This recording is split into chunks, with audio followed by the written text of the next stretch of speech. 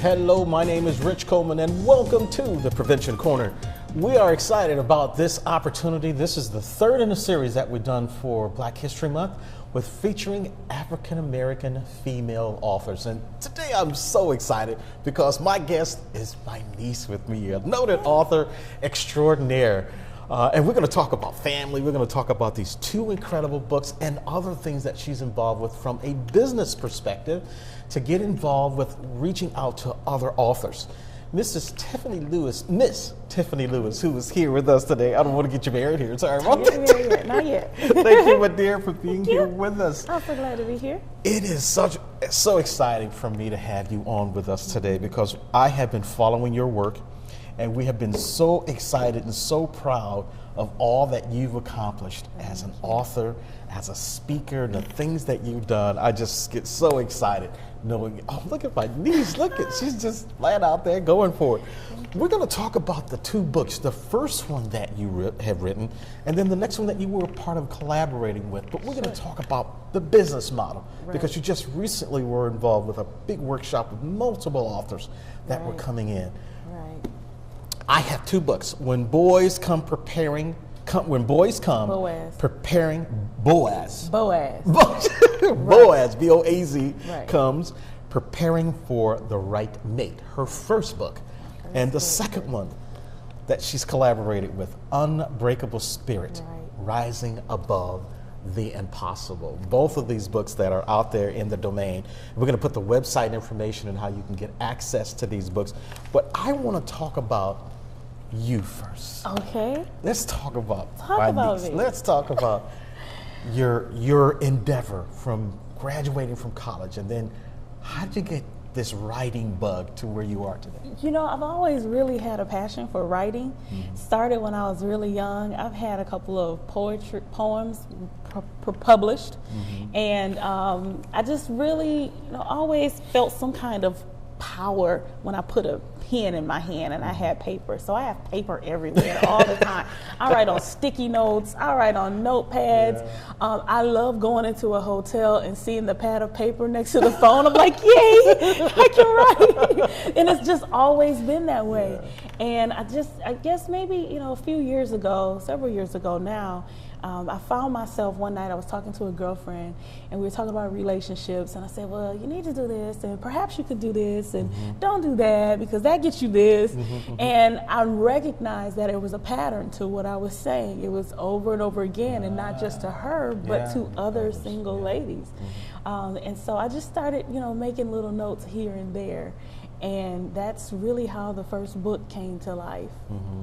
And so as you began to pen the book, because in everything that we've done, we had two incredible examples as parents as well as grandparents that laid a foundation for us. We call them Nam and Pawpaw. We're going to put that picture up on the screen because they were so important with what they taught us as children, the Big Ten as we were, and then how important it was to give that to our children. Because as Pawpaw would say, there's something special about you. And he made everybody feel like there was something special only about you, and that everybody else didn't matter when he was talking to you at that moment. So you felt, it was incumbent upon you to take that specialness and do something with it. Absolutely. And the uniqueness, not only about being the daughter of a PK, a preacher's kid, but you are also a PK. I am. But the importance of the foundation of the church. And what we all have had to do was take from the four walls and incorporate it into who we are. Absolutely. In our jobs and everything else that we've done. In everything that I've done, I've never been able to get away from, and sometimes, you try to get away from all of the rules that have been in place and all of the structure that has been in place, but it always brings you back. It always centers you, and when you're really feeling out of place and out of sorts, you've got to get back to your roots, get back to your values, get back to what you've been taught growing up. So your first book, when Boaz, B-O-A-Z, When Boaz Comes, I saw that, I was like, this is interesting. So I was reading the highlights and the great reviews from the folks who have read it from all over the world that are on your website, as well as reviews at the sites that you can purchase the book. When you think about the content and the framing of the content, it's you as the person that you're sharing this story with. How important is this story? This is majorly important. It was important to me, which is why I felt like I had to write it. It was a blessing to me first. Being single has sometimes gotten a negative connotation, as if you were born married and somehow you arrive to this place of singleness, when it's really the opposite. It's opposite. We all come into the world single. And it's okay. There's a time when you have to, and I actually have that in the book, where I say it's okay to be single, to experience this time, not alone, but a time where you're not married, which is really the only definition when it comes to the relationships. And finding your own place in the world, getting to know yourself, trying to understand what are your values, what are you accustomed to, what do you like, what don't you like, and understanding that before you try to figure out somebody else, And it's this thing where we feel like we got to connect with somebody and learn all about them and get to know them. But I mean, who are you? You're important too. You are very important. So that's really the premise. And on the back of the book, I tell the story how I got the title. Because I was in a group with some women, and we were talking about relationships, and one of the women said, I love all of you, I'll spend much time with you as I possibly can, but when Boaz comes, I need to make some different choices. And so I said, well, what could she mean by that? I kind of got a sense of it, but then it begs the question, who is Boaz? So in chapter 2, I say, who is Boaz? That's what it's entitled. And it goes back to the story in the Bible, in the book of Ruth. It's only 4 chapters in the book of Ruth. And I read that, and it was just like light bulbs went off. The aha moment. The aha moment. Absolutely. It was like, I've heard the story before, but people always talk about Ruth, and they talk about her connection to Naomi, her mother-in-law, and how they journeyed together, and they had to work hard to, get to, just to eat, because they had lost everything when their husbands passed away. But Boaz was highlighted in such a way to me that showed me how a man can care for a woman in a safe, legal, honorable, and respectable way.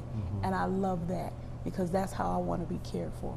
Interesting. That's interesting, because I'm so looking forward to, because I've read a lot of the excerpts that I can read the book. I'm so excited that I have one now that I can really get into it, because that's with all of the authors that we had on, I've read their books sometime twice, because I love that content, but also knowing people that I work with, and if there's a resource that I can provide for them. I keep books in my office. I keep them with me at various events. You might need to read this. As we're talking, let me give you something that might give you some insight with how you can figure it out based on authors' experiences. Exactly. And when we look at the whole role, and this is what I love about, particularly for Black History Month, and we're talking about how did you get there? It's so competitive when you look at all of the self-help books that are out there. There's hundreds of them out there. There's different ways to get them now, between Kindles and iPads and all of these different things. And as a writer getting into this business, talk to us about the challenges to get your first book published. I teach a class called The Book in You. And in this class, that's some of the things that I talk about, is the do's and don'ts when you're wanting to become an author. And one of the challenges you deal with is just writer's block. How do you deal with, today I have a lot to say, and tomorrow there's nothing. And the next day there's nothing, and the next day there's nothing. You just go, you feel like you go for months and there's nothing. But there is a format or a systematic way where you can really hone in on what you want to write about. And so I talk about that process in the workshop, and just thinking about, okay, what is a subject that you want to write about? And why do you want to write about that subject? What are the key points that you want people to know? By the time you finish that conversation with a person, which doesn't have to be longer than even 20, 30 minutes, they have the outline for the book. They don't even realize. They don't realize. That's one challenge. Yeah. The other thing is, the discouragement that comes. I actually had my book in my hand, 200 copies, and then I said, how do I sell it? And you have to think about that before you actually produce a product. You've got to think about it all the way to market. How am I going to get the message out? How am I going to get the word out that something that I produced is going to be a benefit to someone else? What challenges did you have? Because a lot of these big companies, when you sign with them, they do all of that stuff underneath for you. They do. And when you're independently writing books, and then when you get involved with a publishing company, were there obstacles that you just, I can't believe I can't get help here. Something's just not clicking here. You know what? I had a very interesting experience in that I was introduced to a publisher through my sister, my god sister. And when I sent him my manuscript, he read it and said, I want to publish it. I did not have the same issues as other people have. So I can't really talk about that struggle because I was really blessed to have a good relationship with the publisher. But there's an important point here. Don't move by. Networking, right. That's right there. There was someone that you knew that helped you introduce you to the right person. The next step that it was like, wow. Right. This is like, I just jumped a whole bunch of hurdles. Just a whole bunch of hurdles, right? And you're so right, because what I realize is there is actually a speaking and writing community. Because really, I had one of my mentors in writing is Lisa Nichols, and we'll talk a little bit more about her. Absolutely. But she said, if you're going to be an author, you need to be a speaker. And that's something that you may have a challenge with if you're not a public speaker, if you're not interested. But the reality is, if someone's going to know about your book, then you got to talk about it. And there's many more forums in which you can talk about it besides standing up in a room. Now we have YouTube and all different types of activities. So you got to take advantage of that. So it's networking and using social media, using other tools that are available to you. And it poses a challenge when you don't know what's available. That's the challenge, not knowing what's available to you. So you've got to do some research and find out. And with that networking and finding out what's available, you've been able to build a platform for a unique business with incorporating getting other authors involved and other people involved with how do you do that? Exactly. Talk to us about a recent workshop that you were involved with. And are you going to repeat that? I am going to repeat that. I started down a path putting together a workshop. I wanted to have a 5-week series where I take aspiring authors through the process of producing their book. And some people say 5 weeks, is that long enough? Yeah, it actually is. It actually is long enough for you to get the basic framework. And then you fill in the content after that. So I invited several authors to join me in that series. And it just so happened that there weren't enough people who were ready for the class. But one of the authors, who is also my publisher, decided, I'm going to come down anyway. And so he flew in from Tennessee. I invited a group of aspiring authors together, and we sat for a couple of hours, and we just talked through the publishing and writing process. And it was fantastic. And he got business after that because people had projects already in way, and they wanted to connect with him. And people said to me afterward, okay, now I'm ready for the class. Now I'm ready for the class. But then I got extremely busy doing some other things. So I am going to do it again because I just keep getting asked for it time and time again, because people don't have the networks. And God has blessed me with the networks. And it's just fascinating when I look at so much of the material that I found about your works and how important the stepping stone from when Boaz Come, and then to this new effort with Lisa Nichols and Unbreakable Spirit. Now, if I remember right, were you involved in any of the chicken soups? No, I didn't meet Lisa until after the chicken soup series had taken off. Right, so I met her in 2010. I think think it was 2010. We were at the home of a mutual mentor that we have, which is actually across the street from my mother's house. So small world. It's small world. So they said, come over and meet Lisa. So I said, Lisa who? You know. So I went across the street and I met Lisa, and that's when I discovered it's Lisa Nichols, author of Chicken Soup for the African American Soul and African American Woman's Soul with Jack Canfield and some other authors. And I spent the next 3 days there with her, just learning from her and talking about me writing and, you know, and what I wanted to do. And she started talking to me about what the possibilities were. And she invited me to attend a workshop that she does in San Diego called Speak and Write. And I went to that workshop maybe about 6-7 months after I met her.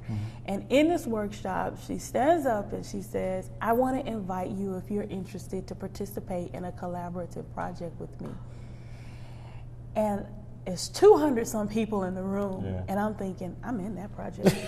That's me. She's talking to me. You know, she's talking to me. You know, and sometimes you just have to make a declaration that if an opportunity is proposed, that you're going to take advantage of it. And that's what happened. Do you find that a lot of people, when they have those opportunities, I'm not ready for it, I don't think my stuff is good enough, yeah, maybe not this time, or do they self-defeat themselves by not engaging?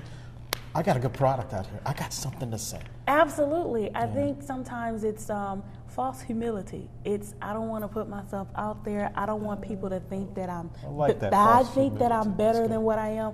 But you really are that good. You really are.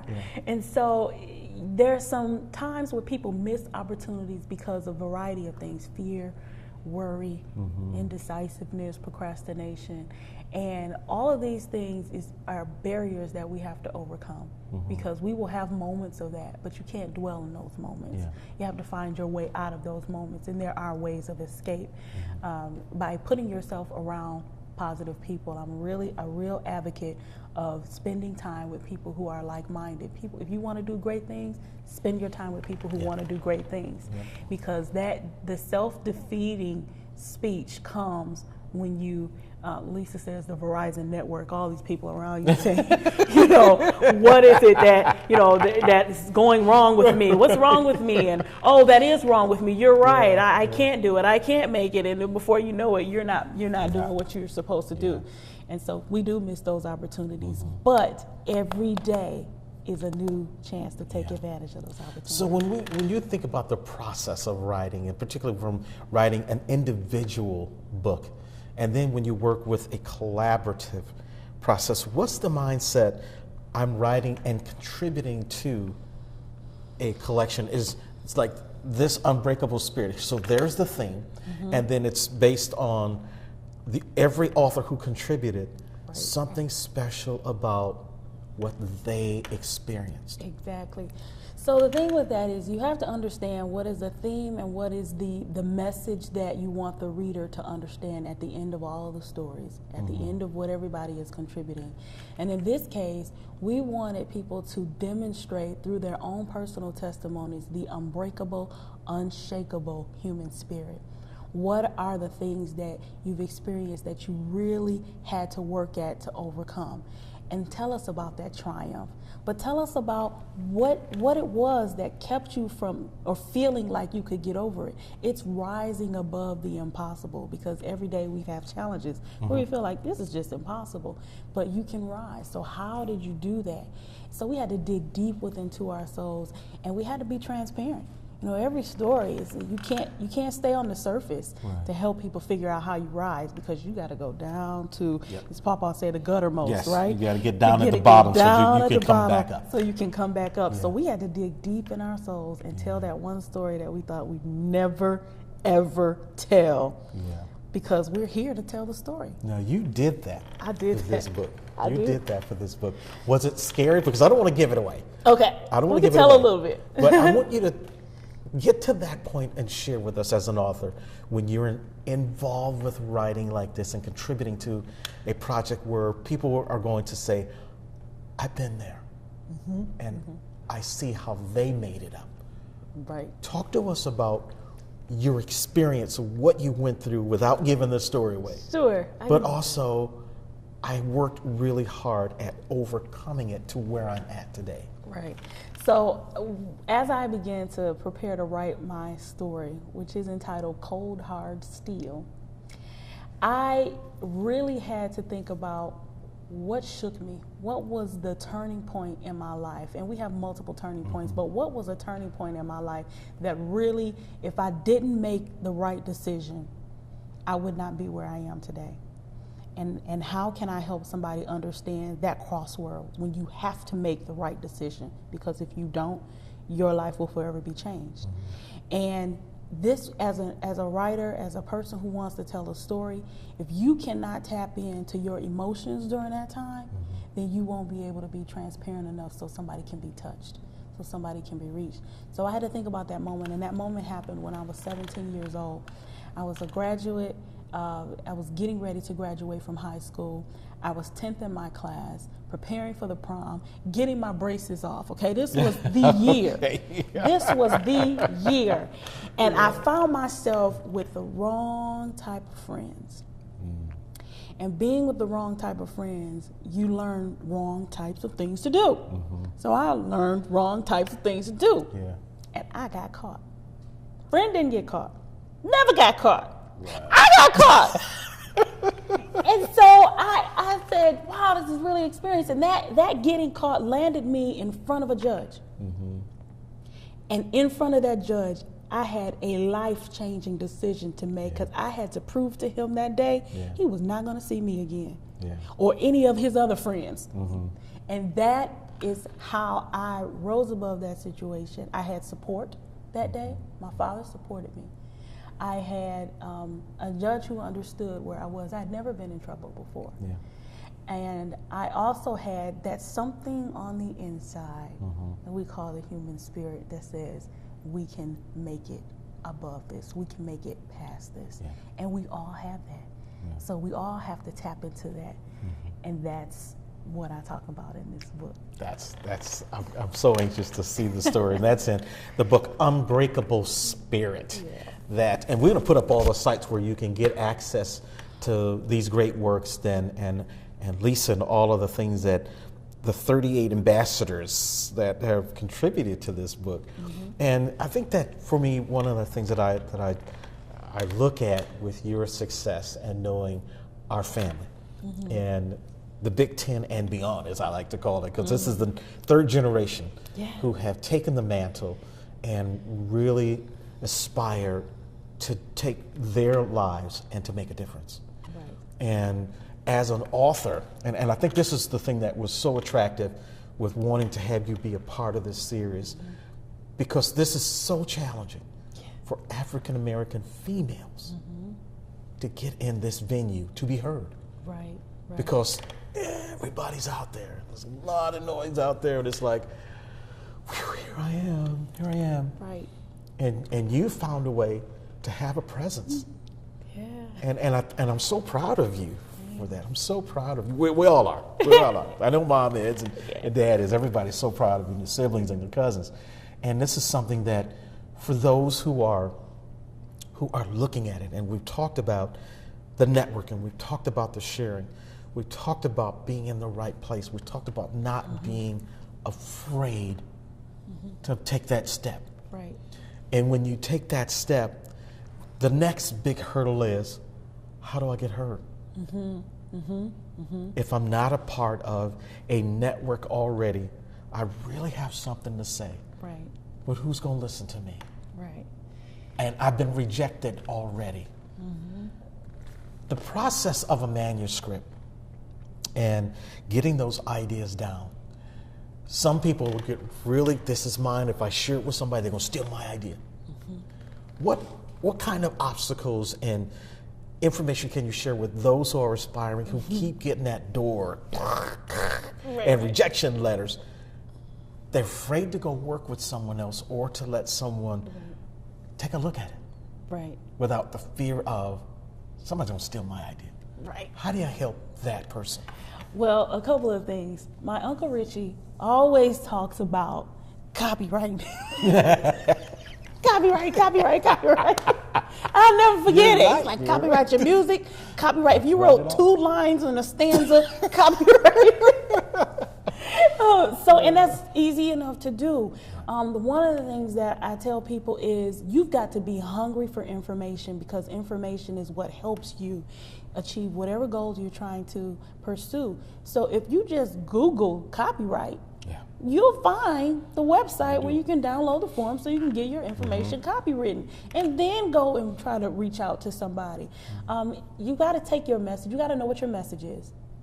And then you've got to be willing to share a piece of that message, but enough of it with someone so they can say, oh yes, I know somebody that may be able to help you.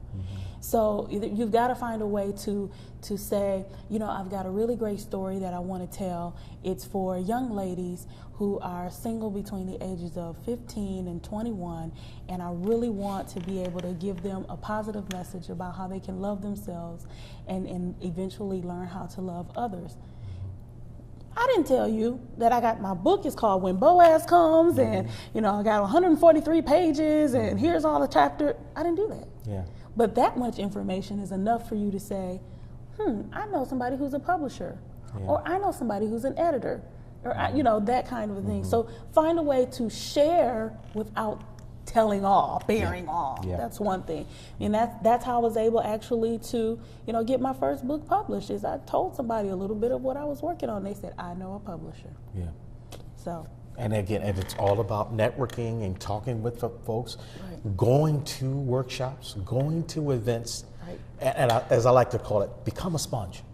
Yes. If you're interested and your soul is invested into doing something, become a sponge with learning how others got there. Exactly. And that's what I did. I did with Lisa. I became a sponge. I've been a 3-year sponge with her. And I just spent, a couple of weeks ago, another weekend with her that was fabulous. I had a workshop in Flint called Breaking It Down So You Can Break Out. It was a 1-day workout for your brain, body, and business. And she was our keynote speaker. I had other business experts from all over the country come to Flint. And we talked about how do you prepare your mind, your mental model, renew yourself to do something greater in your life. How do you prepare your body? Because in order for you to do anything great for a long period of time, you got to take care of yourself. So how do you do that? And then let's talk about your business. What do you want to do? If you don't know what you want to do, then what do you like to do? And we spent a whole day talking about that. And I listened to Lisa and I watched her, and in between moments she would share little nuggets with me. And so I write it down, and I'd say I gotta write that down later. So you have to be able to do that. When you find someone that has information, sponge, take it up from them, especially when they're willing to share. You really need to do that. So there are a number of avenues that aspiring writers can get access to by searching the net, by going to workshops, going to the bookstores, going to the areas. How do you become an author? How do you find out that information? You can't be, I think the biggest thing is you can't be afraid to go find it. Right. Absolutely. You can't be afraid to go find it. There are so many things out there, particularly on the internet and all of these different places that you can go and capture information. Exactly. And you have to be careful, actually. You have to be careful because there's so much information, you have to weed through what's real and what's fake. So at some point, you have to have somebody that you trust in the game with you. Yes. You've got to find somebody that you trust, if it's a friend, if it's a family member. And self-publishing is becoming really, really big nowadays. You would be surprised the number of authors who are self-published. Yes, it is staggering. Do you know that J.K. Rowling self-published? The author of the Harry Potter series. Did not know she was self-published. She's self-published. So she's doing very well. And she's doing very well. We know she's doing well. We know she's doing very well. And how do you find that out? Google it. Yeah. You can just go and search. If you know someone who is an author, and maybe they're not a best-selling author, but at least they've gone through the process. Ask them what they've learned. Ask them. You can go to a bookstore, a local bookstore, not necessarily one of the major chains, but maybe a small bookstore, and ask the owner, what authors do you have come through your store? Is there somebody that I can talk to? And then you can connect with somebody like me, where I help people, talk through the process of writing their books. So, and we're going to put our contact information up on the screen as well. So aspiring writers can reach out to you. Yes, they can. And they can sign up at your website for workshops, upcoming workshops, Yes, and they information. can. Because I know this last one, when you sent me the flyer, I was like, wow, this is just awesome. I mean, it's great. It had a lot of presence to it. But I was looking at who was going to be there, and I was like, is my schedule clear enough? Could I go and see this myself? Because that was really really a positive endeavor to have that many authors who had been through the process all there to be speaking about what was going on and how they got there. Right. So I've got two different workshops that I want to do again. I'll do breaking it down so you can break out again. Trying to do that in the June time frame. So you can look at my website and get that. And of course, I'll make sure you get the email. Oh yeah. And then the Booking You workshop series. I'm going to try to do that again. And because the other authors are just phenomenal. I had Amanda Johnson who has a business called True to Intention, where she actually literally walks you through the entire process through completion of your book. Wow. She is a book coach. That's what she does full time. And then I had Timothy Bond out of Nashville, Tennessee, who's a publisher, and he's published his own books. He's published his pastor's books. He's published my first book. He's done so many different projects, over 40 books that he's published through his company. And he's a small business owner, so he has a tight network of people that helps him pull all of that together. But he knows about editing and proofreading, typesetting, layout, all of these different kinds of things. So you can connect with one person who knows a lot, or many people who would have deep knowledge in specific areas. Do you use any software? Because I noticed there's a number of software packages out there now for authors and for script writers. Do you use any of those type of packages? No, I am a natural writer. And when I say natural writer, I literally wrote my first book in a 5-subject book notebook. Did you really? I really did, by hand.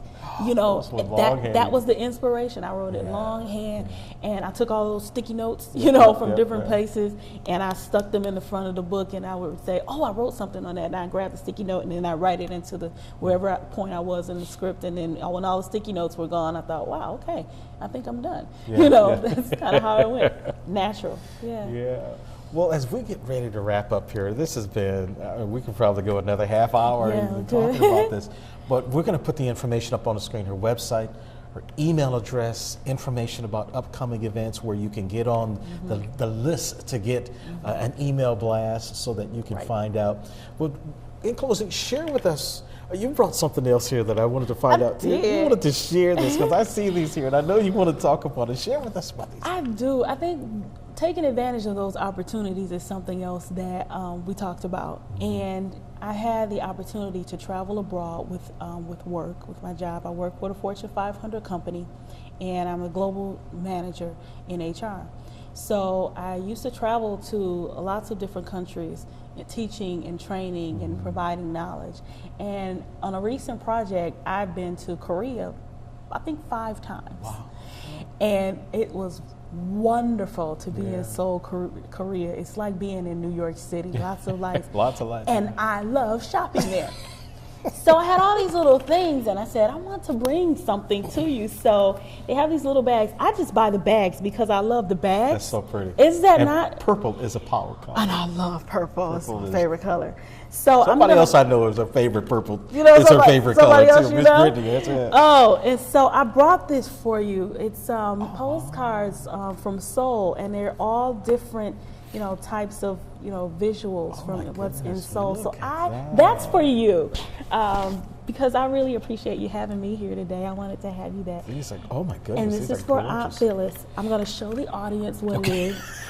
She'll see it before anybody else, so it's okay. But it's just a little, coin purse. Oh wow, that's You so know, cute. She loves those type of things. Aunt Phyllis loves those. I know she will love this, but you got to take advantage of those opportunities. And so I would go, and I've been to some of the places in the world that people don't normally go for vacation. Who goes to Uzbekistan for vacation? You don't. There's some places that I've been. I've seen the pyramids. I've seen.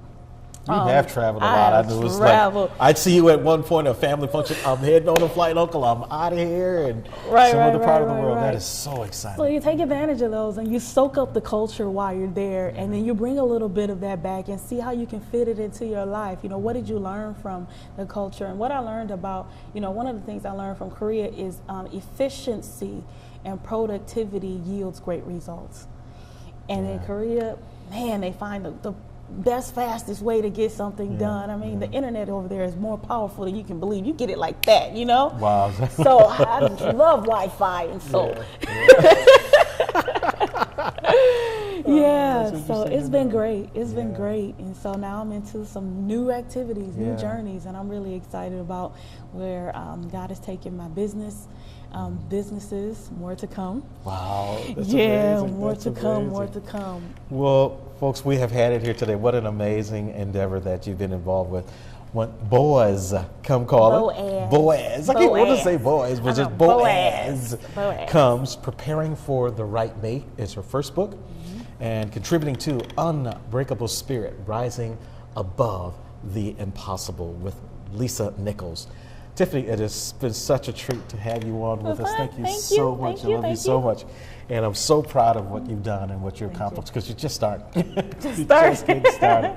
We're going to put the website information up on the screen, her email address, how you can sign up to get her email blasts about upcoming workshops and events, all of this amazing talent and all of these great resources. If you are an aspiring author and considering getting into this business and learning more about it, hit her up, contact her, find out how she may be able to be of assistance to you. Again, thank you so much for being here. Thank you. We'll see you next time here at the Prevention Corner. My name is Rich Coleman. Contact me at preventioncorner@writeme.com. Thanks so much. Take care. Be well.